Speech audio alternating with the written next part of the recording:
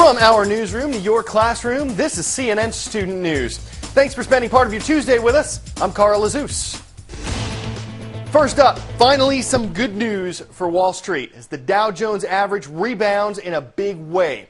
Now, don't call it a comeback, not just yet, but the Dow Jones did break its 8-day losing streak yesterday with its largest one-day point gain ever. And it made up a lot of ground in the process. Last week, the stock market lost $2.4 trillion. We told you about that on our show. Yesterday, it recovered half of that.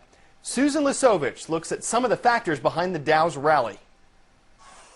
One trader called it the buying opportunity of a lifetime, and investors apparently agreed.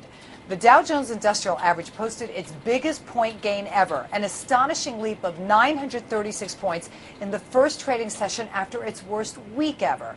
Investors were encouraged by a coordinated effort over the weekend among central banks and overseas governments to prop up the fragile financial system. There was also relief that one of Japan's biggest banks sealed the deal with Morgan Stanley to inject $9 billion in that troubled firm. Morgan Stanley shares shot up 87% on the day. The Dow's triple-digit gains came within seconds of the opening bell and exploded in another raucous final hour of trading. But analysts are divided as to whether the big rally signifies a bottom or just a head fake in a bear market. Banks were closed for Columbus Day, and so the volume was considerably lighter than some of the sell-offs of the past week. And investors will be deluged with reports this week on everything from inflation to retail sales and housing starts, as well as many corporate earnings reports. Some of them may not be well received. Susan Lisovich, CNN, New York. Sports can often provide a distraction from things like financial struggles. After all, when your football team takes the field, you're going to more likely be focused on the action than the economy. We don't blame you. But when Namwa Delaney talked to some tailgaters before a football game in Atlanta last weekend, she discovered how the financial fumbles are factoring into some fans' game plans. It's all fun and games before the Atlanta Falcons-Chicago Bears face-off.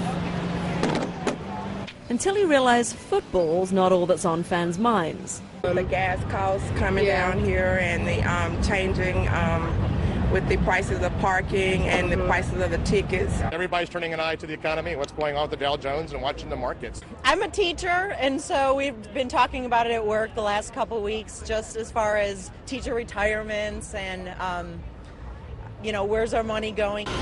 Gas for the trucks, ribs for the grill, all add up, never mind the tickets. So fans are trying to figure out how to party down without going belly up. Some people with money may buy steaks. We have Slim Jims.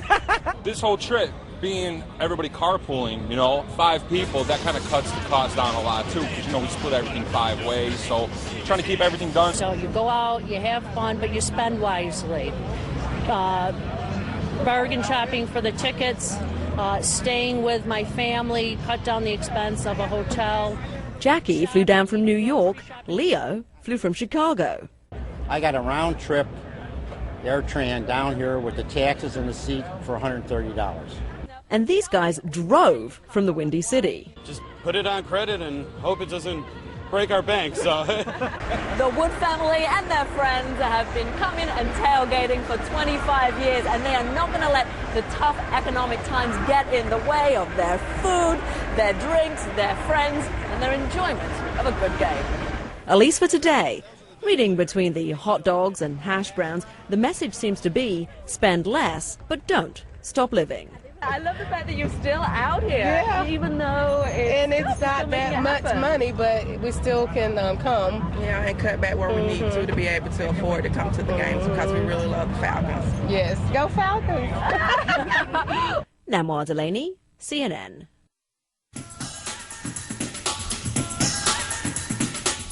Time for the shout out. Drive, tee, and wedge are terms that are associated with football. In what other sport would you find these words? Is it cricket, golf, badminton, or luge? Ready? Go!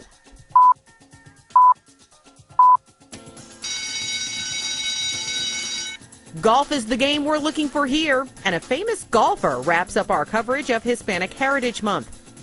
That's your answer, and that's your shout out.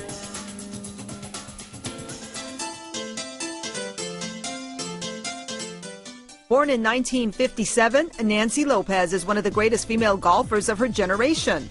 With her father's encouragement, she won her first amateur tournament when she was just 12 and continued racking up amateur titles before going pro when she was in college.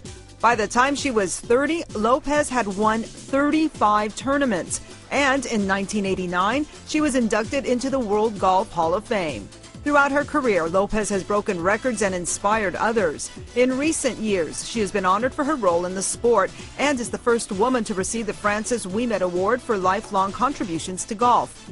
Celebrating the life and achievements of Nancy Lopez this Hispanic Heritage Month. Election Day is just 3 weeks away. The presidential campaign gets a ton of attention. You've seen a lot here. But there are other races going on, too. In this iReport, Mr. McFarland students at Templeton Middle School in Templeton, California, share what they think is at stake in this year's election. What's at stake in this election? A lot. Decisions that will be made could change the course and directions of our country. At this time, we need a leader. A person with integrity who knows right from wrong.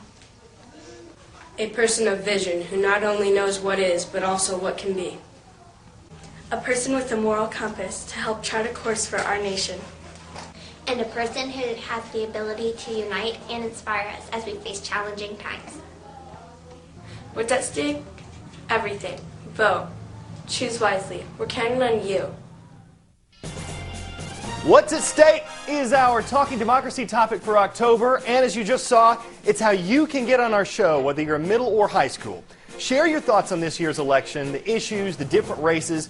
Learn how to submit your iReports at cnnstudentnews.com.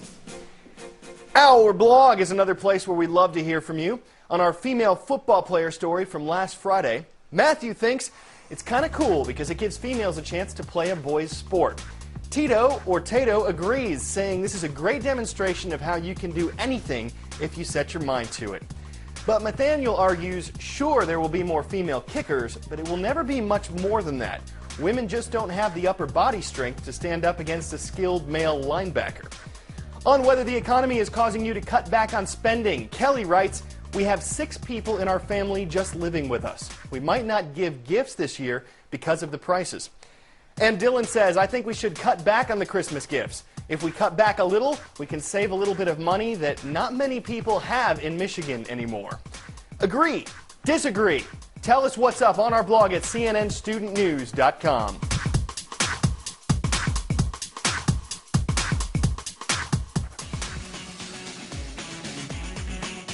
See if you can ID me.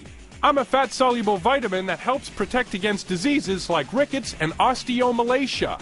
I'm not present in very many foods, but you can find me in some fish and fish liver oils.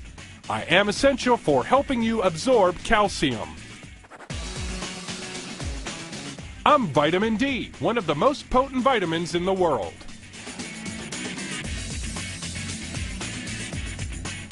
A new recommendation says that you guys need to double up on vitamin D. It keeps bones strong, it may help reduce the risk of the disease, and the American Academy of Pediatrics says teenagers should be getting 400 units daily. What does that mean? Well, take milk. It may do a body good, but you'd need to drink 4 cups every day to meet these new requirements. If that doesn't sound too appetizing, you could take supplements or spend some time outside. Your body makes vitamin D when sunshine hits your skin. And finally, from something healthy to something not. You're supposed to stop eating when you're full. That means these guys must be really hungry or taking part in a pizza eating contest.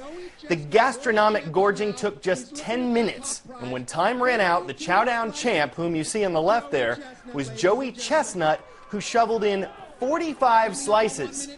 What's his winning strategy? Just fold, squeeze, and swallow, and then try to hold it there. That last slice of the show leaves us stuffed. You knew there was going to be a cheesy pun after a pizza story. We'll see you tomorrow. Have a great day. The guy we interviewed is all the way to the back. 3 minutes in now, 7 minutes left. Now Bob is giving a few slices to these 2 younger kids.